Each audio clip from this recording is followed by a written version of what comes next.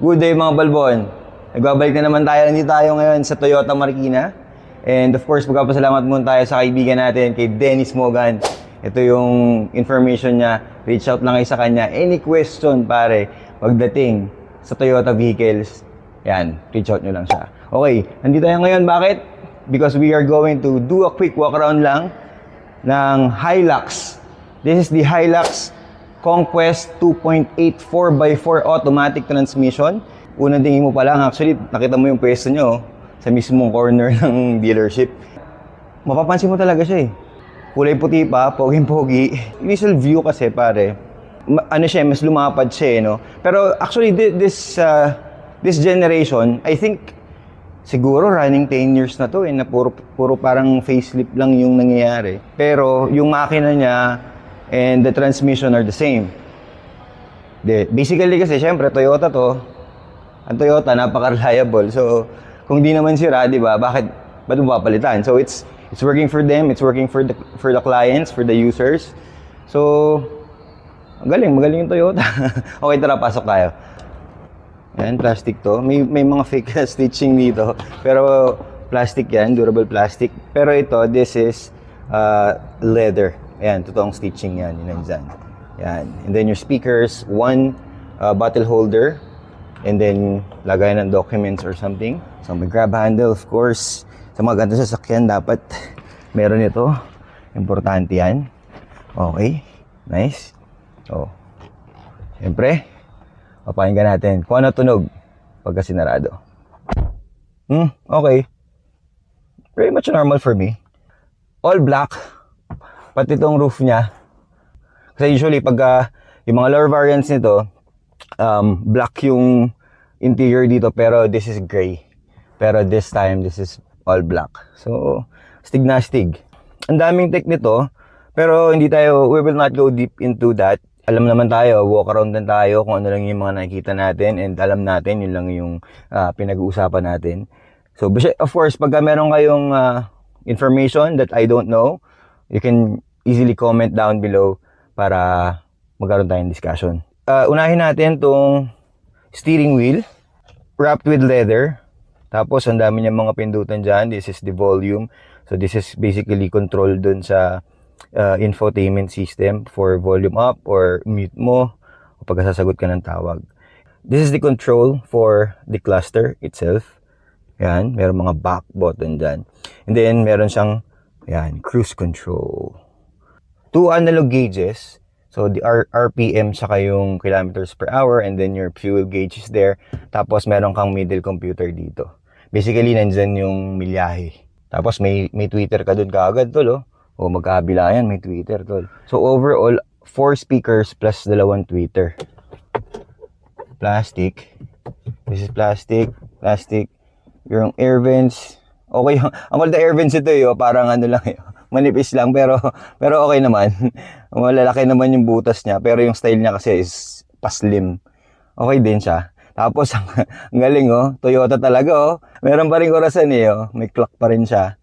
You have your infotainment screen here. Tapos, yung stop button natin. So, this has an automatic climate control system. Meron siyang 12 volt sockets here, dalawa. Yan. Meron siyang traction control. Pwede mong i-off. Tapos yung differential lock. And then hill descent control. Wala siyang wireless charging. So basically, kailangan bumili ng adapter. Teka, meron ba dito sa ilalim? Wala akong nakikitang USB socket dito sa harapan. Ba't ganun? Tapos, 2 cup holders. Your power mode. Meron kang eco. And then meron ka ding power.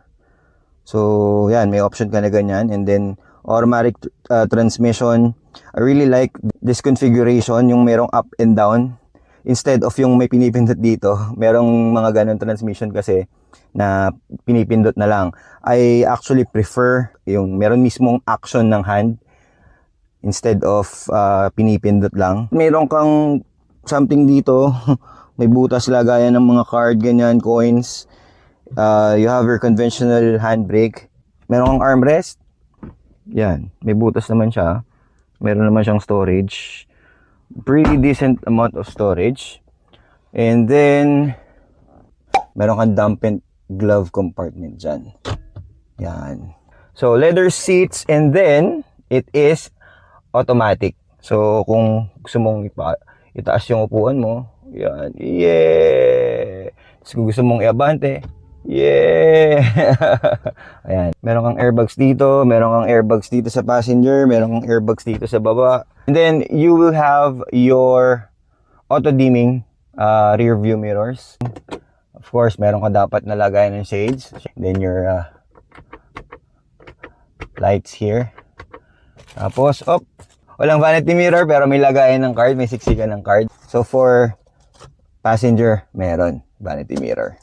Nice one. I think that is it here in the front. So let's check out the back kung ano yung lagayan ng mga pasahero doon. Let's go. Alright, so dito sa likod, ganun din. Leather-like plastic here. Itong upuan nila, actually, aangat to eh. Yun, no?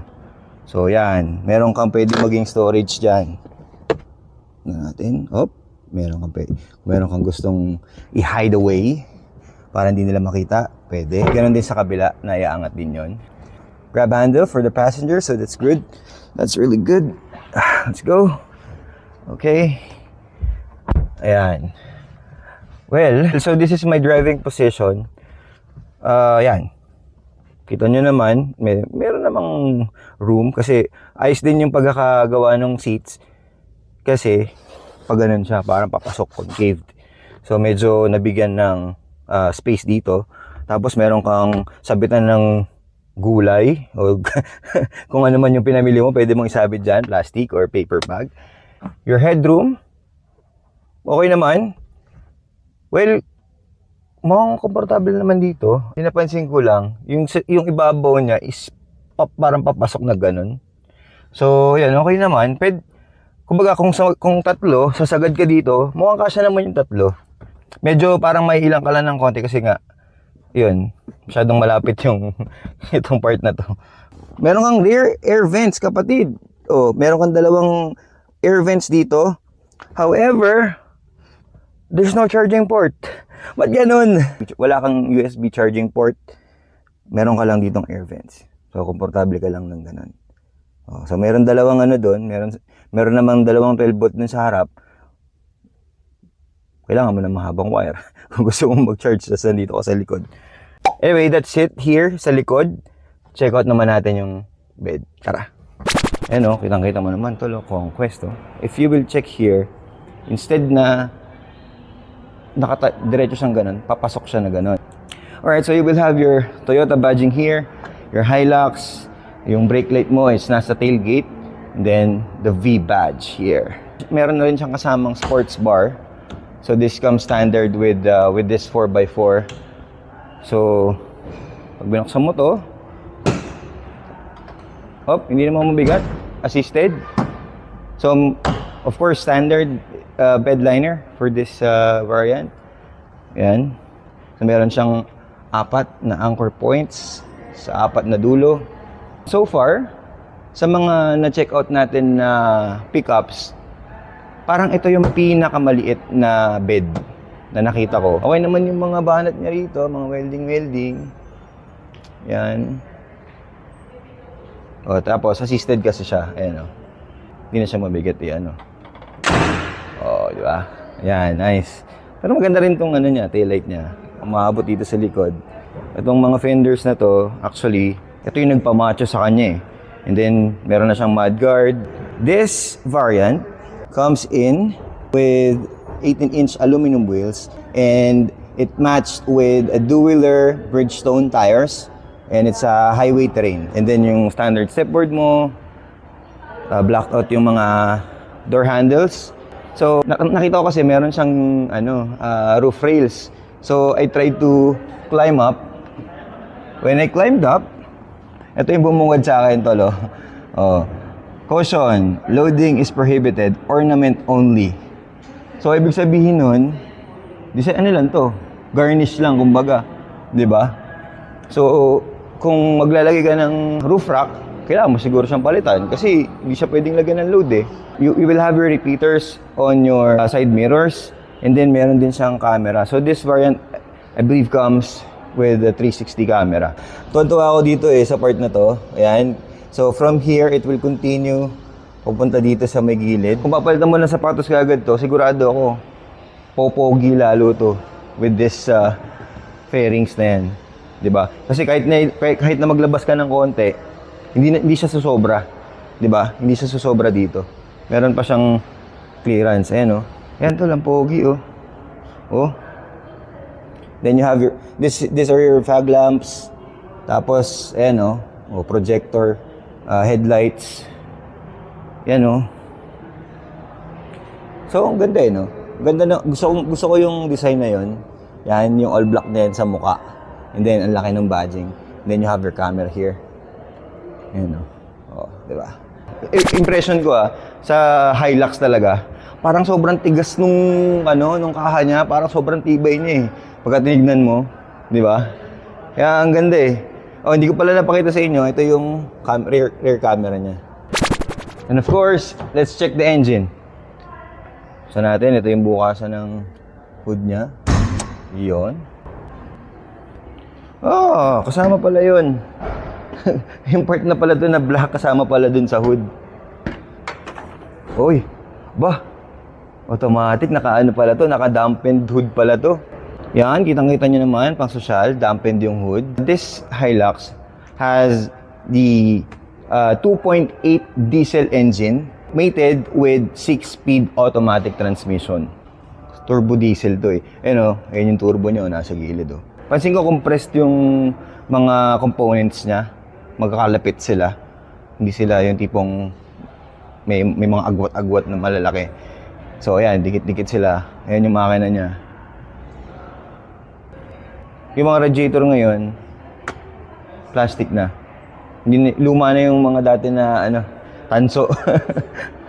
Puro plastic na yung ibabaw. This variant is priced at... So, this is almost top of the line. Kasi meron pang mas mataas dito, I believe in GR. Reliable kasi talaga tong Hilux. And this is really a workhorse from Toyota na subok na.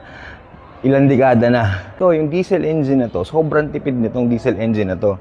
With this aesthetics na inad nila, ang ganda ng stand niya, 4x4, so this is very capable vehicle na matagal mo talagang bago may isipin na may masisira kasi talagang ang tibay nito. However, medyo may napansin lang ako na kulang siya ng medyo sa walang wireless charging. So, ayun yung mga parang nahinanap ko na, but walang charging port, walang USB charging port, mga ganon. Pero ang pogi nito, eh.